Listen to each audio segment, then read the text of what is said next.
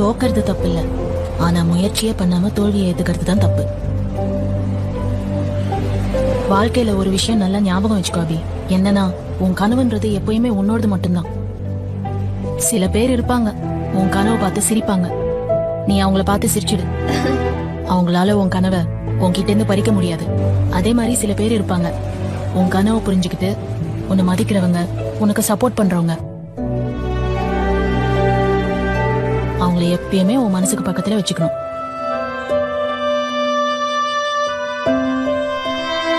வாழ்க்கையில நிறைய கஷ்டம் இருக்கும், எந்த கஷ்டமும் நிலைக்காது.